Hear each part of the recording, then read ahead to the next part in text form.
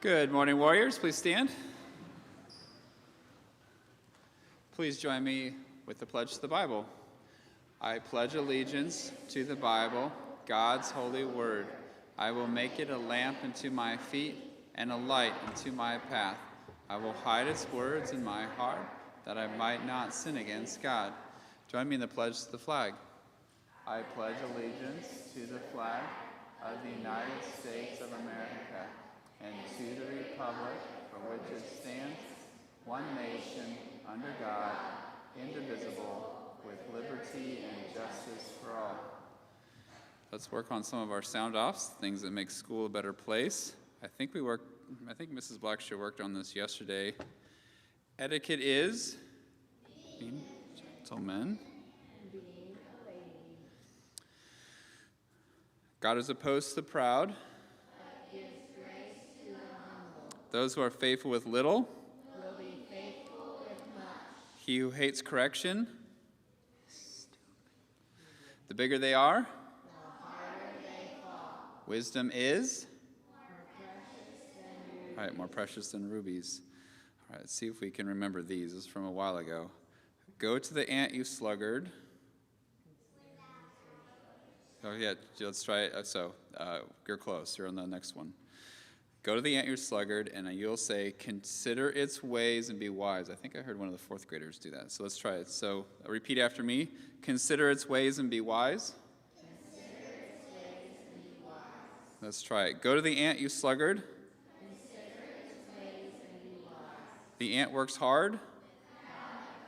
All right, we may not have done that. So what does the word sluggard mean? Sluggard. Go to the ant, you sluggard. Valor. Slow, right? Is it a positive, good term or a negative term, bad term? Right, negative, right? If you're a sluggard, if someone calls you a sluggard, that means you're slow, you're lazy. Why would somebody who's lazy, a sluggard, want to look at an ant and consider the ant's ways and be wise? What would be wise about looking at an ant if you were kind of a lazy person, Chase? Yeah, it's because the ant works hard without a coach. The ant doesn't need a coach, a boss, to tell him what to do. The ant just does his work. And this week we're talking about the virtue of carefulness. And in fact, I'm talking about it because I'm going to talk about the opposite of it, carelessness. Carelessness. There are three ways that you can be careless. You can be careless in your actions. You can be careless in your thoughts.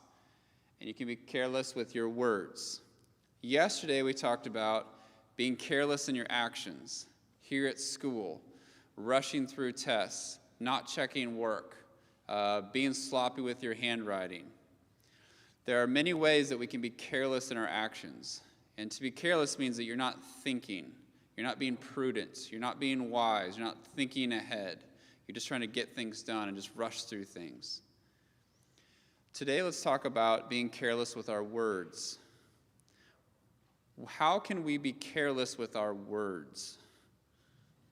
Evan.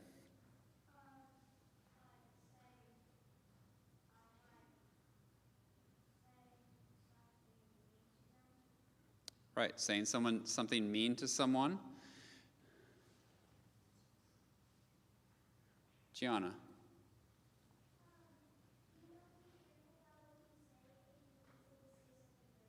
Right.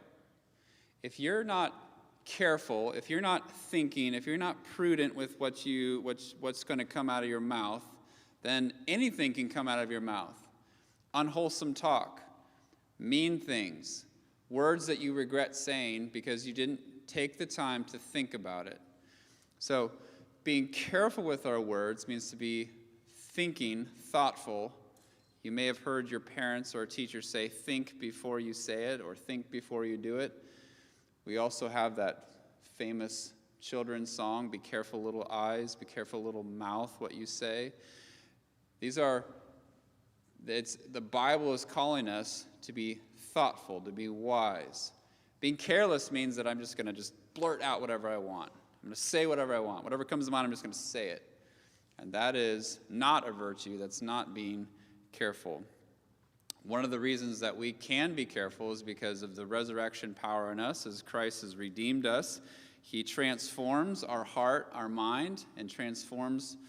And the Bible says what's in our heart will come out in our words. So as our heart grows in love with God and with Christ, our words then line up to that.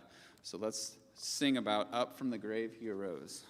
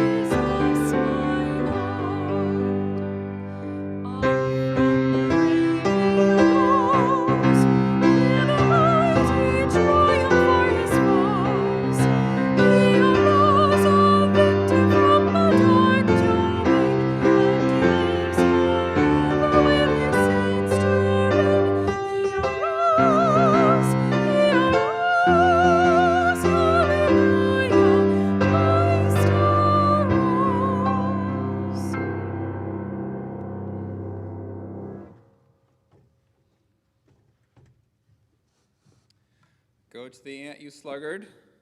Consider its ways and be wise. The ant works hard.